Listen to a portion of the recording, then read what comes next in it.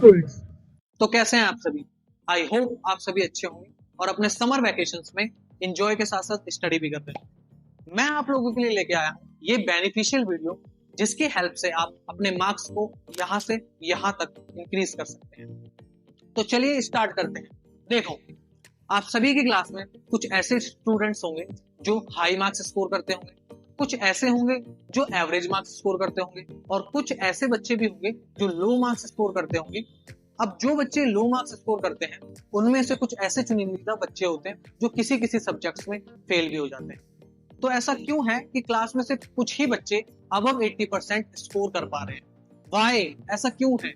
अगर आप लोग भी अबव 80% स्कोर नहीं कर पा रहे तो आई एम डैम श्योर कि आप भी ये 6 गलतियां जरूर कर रहे हैं। पहली मिस्टेक जो आप लोगों को नहीं करनी है वो है वेस्टिंग टाइम। आप सभी के पास में 24 आवर्स है, जिसमें से 8 आवर्स स्लीप के लिए, स्कूल जाने के लिए 6 आवर्स। अगर आप स्कूल आने जाने का टाइम भी ऐड कर दो इसमें तो 2 आवर्स और ऐड कर दो, बट फिर भी आपके पास में 8 आवर्स बचते हैं। अब इन 8 आवर्स को अगर आप स्टडी के लिए यूज ना करके बाकी किसी एक्टिविटीज में इन्वॉल्व हैं और इस 8 आवर्स को आप स्टडी नहीं कर रहे हैं तो मेरी मानो तो आप बहुत बड़ी गलती कर रहे हैं। तो आज से ही टाइम वेस्ट करना छोड़ो, टाइम का मैनेजमेंट सीखो और इन 8 आवर्स को इतने बेस्ट तरीके से यूटिलाइज करो कि आपके मार्क्स इंक्रीज होने लगे। सेकंड मिस्टेक जो आपको नहीं करनी है वो देखते हैं, वो है प्रोक्रेस्टिनेशन। अब आप ये सोचेंगे प्रोक्रेस्टिनेशन होता क्या है, तो मैं आपको बता दूं, आज के काम को कल पर छोड़ देना, इसी चीज को बोलते हैं procrastination. Most of the students क्या करते हैं, जैसे कि आज उनको स्कूल या ट्यूशन से होमवर्क मिला तो वो होमवर्क आज ना करके कल पर छोड़ देते हैं और इसी प्रोसेस को जब वो लॉन्ग टर्म पे करते रहते हैं तो एक टाइम ऐसा आता है जब उनके पास होमवर्क का बर्डन बहुत ज्यादा हो जाता है और उनके पास में बिल्कुल ही टाइम नहीं होता है कि वो पढ़ पाए।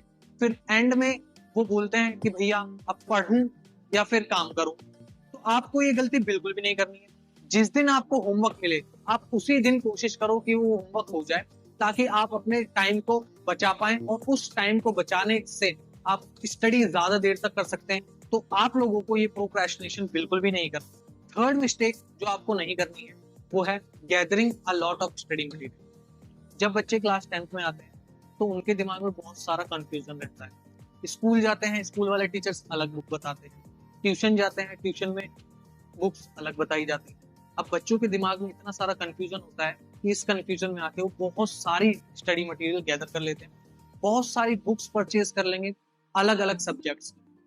इससे होता क्या है कि जब एग्जाम का टाइम आता है तो बच्चे ये सारी बुक्स को पढ़ तो लेते हैं, लेकिन जब एग्जाम का टाइम आता है तो इन सब का रिवीजन नहीं कर पाते और इसकी वजह से किसी भी एक बुक पे उनकी प्रॉपर कमांड नहीं होती है, एक्सीलेंट तरीके से उन्होंने किसी भी बुक को नहीं पढ़ पाया होता है, इसकी वजह से उनके मार्क्स कम आए होते हैं। तो इतने सारे स्टडी मटेरियल को गैदर करने की बिल्कुल भी नीड नहीं है।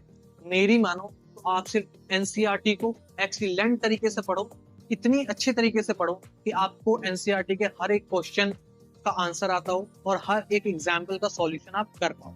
साथ में अगर आपको और एक्स्ट्रा करना है तो प्रीवियस ईयर के क्वेश्चंस उठाओ, उनको सॉल्व करो और सितंबर अक्टूबर के महीने में आप एक एडिशनल बुक ले सकते हैं किसी भी सब्जेक्ट की और उसको सॉल्व करना स्टार्ट करो। इतने सारे स्टडी मटेरियल को गैदर करने की बिल्कुल भी जरूरत नहीं है, क्योंकि अगर इतने सारे स्टडी मटेरियल को आप लोग गैदर करेंगे तो आपके दिमाग कंफ्यूजन से भरा रहेगा, सोचेंगे ये बुक पढ़ूं वो बुक पढ़ूं और एंड में कोई सी भी बुक नहीं पढ़ पाओगे, कोई सी भी बुक पे अच्छी तरीके से कमांड आप नहीं बना पाओगे।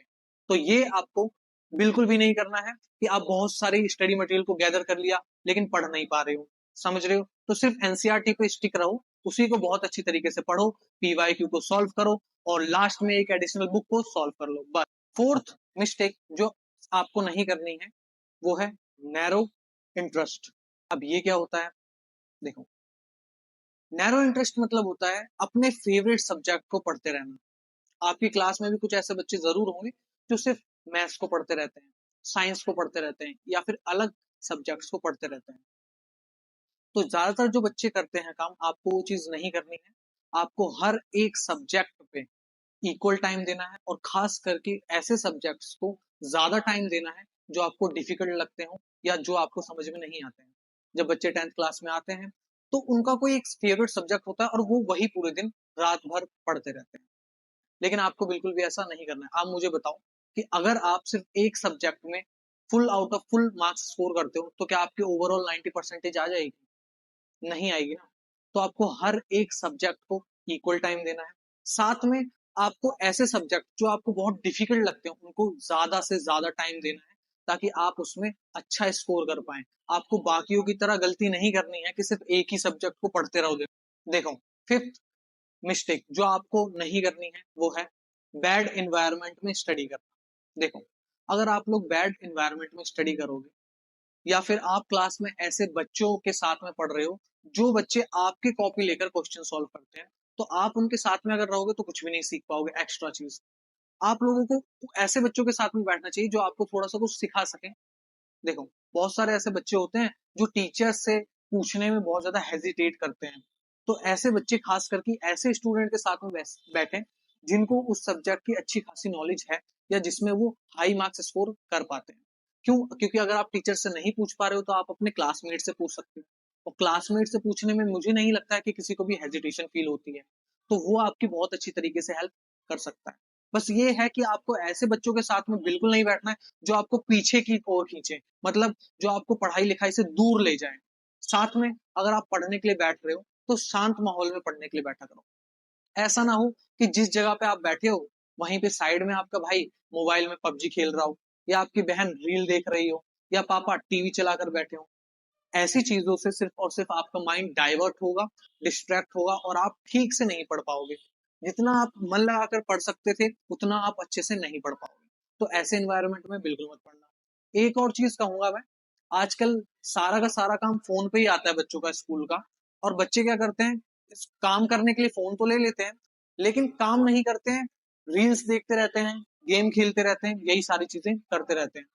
तो जब भी पढ़ने के लिए बैठो अपने फोन को किसी दूसरे कमरे में रख के आ जाओ। क्यों? अगर नहीं रख के आओगे तो इससे क्या होगा? देखो, मान लो जैसे कि तुम एक कमरे में बैठे हो और साथ में तुम्हारे पास में फोन है। तुमने प्लान बना लिया कि आज तो मैं 2 से 3 घंटे पढ़ूंगा ही पढ़ूंगा। अब तुमने स्टार्टिंग करी, तुमने आधा घंटा पढ़ा, 1 घंटा पढ़ा। उसके बाद में तुम्हारे फोन में एक नोटिफिकेशन आती है, और नोटिफिकेशन को चेक करने की जो क्रेविंग है वो हर किसी इंसान में है। जैसे ही तुमने सोचा कि बस नोटिफिकेशन चेक करूंगा और तुरंत रख दूंगा, अब तुम फोन को लोगे, नोटिफिकेशन चेक करोगे और सोचोगे बस 2 मिनट रील देख लेता हूँ, या 2 मिनट यूट्यूब खोल लेता हूँ, 2 मिनट गेम चला लेता हूँ, और वो 2 मिनट कहाँ 2 घंटे में बदल जाएंगे तुम लोगों को पता भी नहीं चलेगा। तो ऐसे इन्वायरमेंट में खास करके बिल्कुल भी ना पढ़े जहां पे आप ज्यादा से ज्यादा डिस्ट्रैक्ट हो, और जब भी पढ़े अपने फोन को खुद से दूर रख दें ताकि आप डिस्ट्रैक्ट होने से बचें। Sixth, last but not the least mistake जो आपको नहीं करनी है वो है grammar mistakes and spelling mistakes. See, बहुत सारे ऐसे बच्चे हैं जो कि अच्छा लर्न करते हैं, अच्छा पढ़ते हैं, अच्छे आंसर्स लिख के आते हैं, बट फिर भी उनकी ग्रामर मिस्टेक्स की वजह से उनके मार्क्स कट जाते हैं और उतने अच्छे नंबर नहीं आ पाते हैं जितने की उनने मेहनत करी होती है।